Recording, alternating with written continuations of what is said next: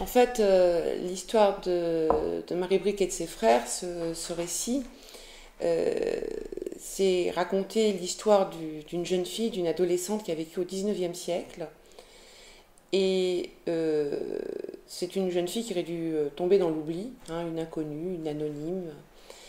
Sauf que son dossier existe aux archives de Paris.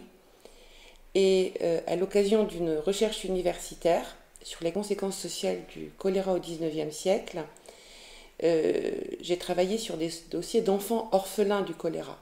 Des enfants dont le père ou la mère ou les deux étaient décédés de cette épidémie qui a frappé le 19e siècle et en particulier Paris. Et voilà, donc j'ai mené cette étude universitaire et une fois le travail terminé, je suis revenue sur le dossier des Bric, de Marie Bric, parce que il était d'une part plus épais, compliqué, mystérieux, et d'autre part parce qu'il y avait une lettre d'elle, d'une enfant finalement de 15 ans, d'une prison qui écrit de la prison Saint-Lazare en 1852. Cette lettre, c'est un appel au secours, puisqu'elle raconte son désespoir d'être enfermée pendant 5 ans. Et en fait, c'est ça l'idée, le démarrage, c'est-à-dire que ça m'a interrogée sur pourquoi elle était là, d'où venait-elle, qu'allait-elle faire, et ainsi de suite. C'est le départ de cette enquête.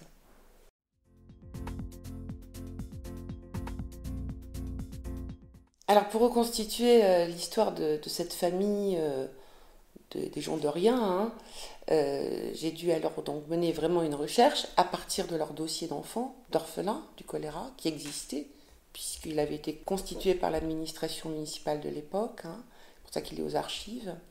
Et donc je suis allée d'archive en archive, alors aux archives de la Moselle, aux archives de l'Eure, aux archives de Paris, aux archives de la Marne, pour retrouver des indices de leur vie. Et aller aux archives, ça permettait de consulter toutes sortes d'archives de nature très différentes, hein, notariales, de voirie, d'état civil évidemment, des archives judiciaires, pénitentiaires, etc. Mais ça m'a permis aussi d'aller sur les lieux, et notamment en Moselle, de retrouver le village où ils étaient nés, et y compris la maison où ils étaient nés, qui est aujourd'hui un restaurant. Et ainsi, de fil en aiguille, petit bout par petit bout, d'abord de façon très désordonnée, parce que je prenais ce que je trouvais, j'ai pu comme ça reconstruire leur vie, leur parcours à elle et ses deux frères Michel et Nicolas Bric.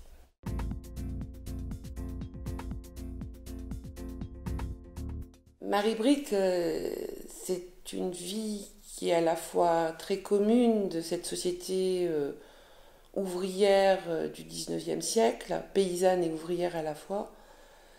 Et à la fois, elle existe, c'est ça aussi pourquoi je l'écris, c'est une sorte de réparation, hein, sur la vie de ces gens inconnus qui auraient dû disparaître. Et alors, bon, alors Marie, elle est née en 1837 dans un petit village de Moselle à la frontière du Luxembourg et de l'Allemagne, de la Confédération germanique exactement. Donc un village, ce qu'on appelle aujourd'hui au pays des trois frontières. Donc c'est une famille d'artisans, son père est maréchal ferrant. Elle va partir avec sa mère rejoindre le père qui a voulu aller à Paris, dans le mouvement des migrations paysannes de la campagne vers Paris au 19e siècle. On est dans les tout débuts des années 1840. Et donc elle arrive à Paris avec ses deux frères, sa mère. Elle va grandir dans le premier arrondissement de l'époque, qui aujourd'hui est le 8e arrondissement, la rue Ménil, mais qui était un quartier pas du tout comme il est aujourd'hui. C'était un quartier ouvrier, enfin en tous les cas la partie nord de ce quartier et leur adresse, plutôt pauvre, miséreux, mais qui était en plein changement dans le mouvement de la spéculation immobilière et de l'aménagement de Paris au 19e siècle. Son père meurt en 1846. Je n'ai pas trouvé pourquoi, de quoi il était mort. Il est mort il y a une quarantaine d'années. Et cette famille qui, au fond, était venue à Paris pour avoir une vie meilleure, hein, comme tous les migrants, provinciaux notamment, va commencer à tomber une espèce de plongée vers l'indigence, puisque la mère se retrouve seule avec ses 3 enfants. La France de 1846 est une France en pleine crise économique. La mère doit déménager. Le père avait déjà pris une dette. La mère reprend une dette. Prendre des dettes pour ces populations modestes, ouvrières, c'est assez commun en réalité. Mais en même temps, c'est vraiment une plongée vers la pauvreté.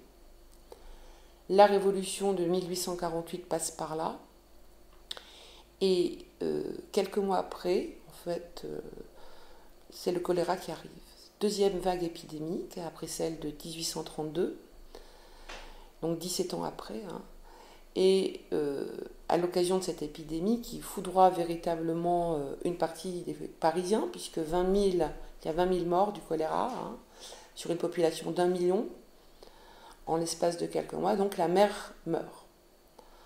Voilà les 3 enfants. Marie a 12 ans à ce moment-là, son frère aîné 14 ans et le plus jeune 10 ans. Ces 3 enfants devenus orphelins du choléra. Ils ont leur tante maternelle qui vit à Paris, qui va sans doute s'en occuper quelques semaines. Et puis apprenant que la préfecture, par l'intermédiaire des municipalités, va prendre la tutelle des enfants, va s'en occuper parce qu'ils sont morts du choléra. Il y a un regard particulier sur cela, propose de les placer et de s'en occuper. Donc la tante accepte, il trouve même un avantage, hein, parce que tout ça, on est dans des milieux extrêmement modestes. Hein. Et donc les enfants vont être placés. Marie est placée chez une couturière, concierge couturière, qui est rue de l'Arcade. Elle est placée comme apprentie couturière. Et il se trouve que en 1852, l'hiver 1852, elle va commettre une escroquerie. Elle commet une escroquerie, c'est une drôle d'histoire, parce qu'en fait, elle se fait passer pour la domestique d'une famille princière polonaise, assez riche, qui a un appartement vu sur la Madeleine, et elle détourne comme ça 47 francs. Alors 47 francs, sachant que le salaire d'une ouvrière, c'est 1,50 franc par jour, c'est une somme énorme. Et elle se fait passer pour la domestique pour acheter 47 francs de gâteau. Ça semble un peu extraordinaire, mais c'est ainsi.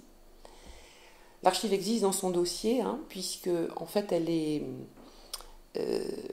la pâtissière et la maison princière se rendent compte qu'il y a eu détournement, escroquerie, dépose plainte. Marie Bric est arrêtée, elle a donc 15 ans, et elle est condamnée à la maison de correction pour mineurs jusqu'à ses 20 ans. Elle est envoyée donc à la prison pour femmes de Saint-Lazare, qui a une aile pour les mineurs, qu'on appelait la ménagerie. La ménagerie, pourquoi? Parce qu'en fait, ce sont des cellules avec des barreaux, et de manière à pouvoir toujours avoir un regard sur les jeunes filles condamnées, donc être toujours visible. Et ménagerie, parce que ça fait évidemment passer au cage des animaux du jardin des plantes. En fait, en réalité, il va vivre peu de temps, hein, elle était condamnée à 5 ans. Elle va rester enfermée donc du mois de mars au mois d'août 1852. C'est de là où elle écrit cette fameuse lettre, qui d'ailleurs n'arrivera jamais à sa destinataire, puisqu'en fait elle est interceptée par l'administration pénitentiaire. C'est la raison pour laquelle la lettre est aujourd'hui dans un dossier d'archives. Sinon, c'est un document privé. Et l'été 1852, elle attrape la typhoïde et elle en meurt.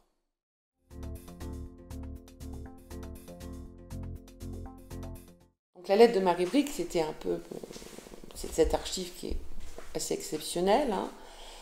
C'est une lettre qui est en fait un appel au secours parce que la voilà enfermée pour 5 ans dans sa cellule.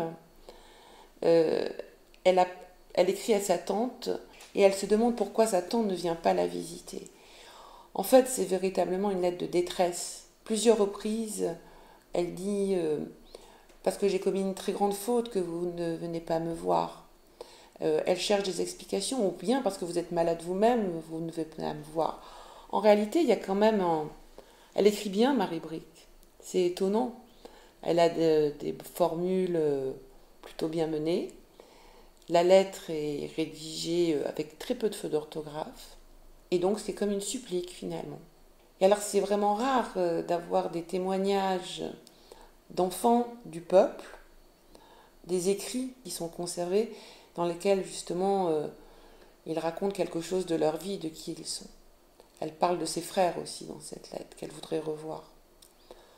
Donc voilà, c'est un peu cette lettre qui m'a aussi marquée. C'est quelque chose de très touchant de la tenir entre ses mains.